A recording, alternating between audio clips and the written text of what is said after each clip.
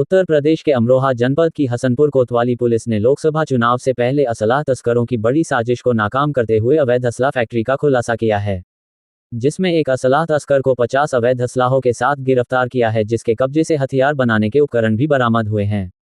आपको बता दें कि अमरोहा जनपद के पुलिस अधीक्षक कुंवर अनुपम सिंह ने जानकारी देते हुए बताया कि हसनपुर कोतवाली पुलिस ने मुखबिर से मिली सूचना के आधार पर हसनपुर कोतवाली क्षेत्र के अंतर्गत आने वाले एक खाली खंडहर नुमा मकान में चल रही अवैध असलम फैक्ट्री का भंडाफोड़ किया है। उन्होंने कहा कि फैक्ट्री को संचालित करने वाला मुख्य आरोपी निसार अहमद गिरफ्तार हुआ है, जबकि दूसरा आरोपी शामिल फरार है, जिसकी तलाश की जा रही है। उनके मुताबिक लोकसभा चुनाव को स्पेशल संपन्न करने के लिए पुलिस की सतर्कता और मुखबिर की सूचना के आधार पर यह कामयाबी मिली है, जिसमें 50 अवैध असलाह बरामद हुए हैं। इस पूरे मामले में एसपी अमरोहा ने पुलिस टीम का 25,000 रुपए का इनाम की घोषणा की है। जनपद की सर्विलांस और एसओजी टीम ने मिलकर एक शस्त्र फैक्ट्री का खुलासा किया है। इस कार्रवाई में एक अभियुक्त गिरफ्तार हुआ है तथा दूसरा उसका साथी जो है वो अभी फरार है, जिसकी तलाश की जा रही है। कार्रवाई के दौरान इस अभियुक्त से शस्त्र फैक्ट्री इस अभियुक्त के द्वारा चलाई जा रही थी, जहां पर विभिन्न शस्त्रों का निर्माण किया जाता था और उसे सप्लाई किया जाता था डिमांड के आधार पर।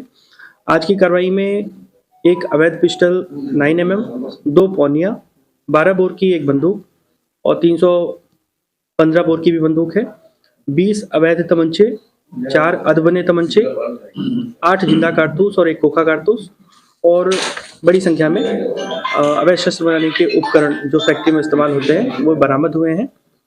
शीघ्र ही दूसरे अभियुक्त की गिरफ्तारी की जाएगी और इन पर गैंगस्टर एक्ट के तहत आगे की कार्रवाई की जाएगी। अच्छा, ये कहां बेचते थे सर?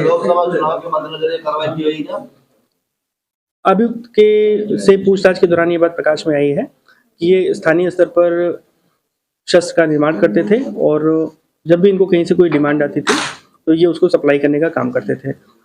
आगामी चुनाव जो है उसके दृष्टिगत भी अभियुक्त ने बताया है कि ये अपनी तैयारी कर रहा था और बड़ी संख्या में ये निर्माण कर रहा था और इसी दौरान ये पकड़ा गया है। ये जो मकर जाल फैला हुआ था, क्या अंतरराज्यीय?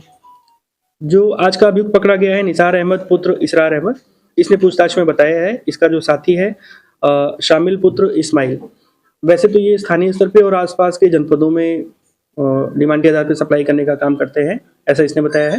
लेकिन जो दूसरा इसका साथी है वो उसका कनेक्शन कुछ हद तक बिहार से भी है, जहां से ये समय समय पर इस कार्रवाई में कनेक्ट होते हैं। इसकी पड़ताल चल रही है और सम्यक कार्रवाई की जाएगी। इस धंधे सबसे कब से संलिप्त है?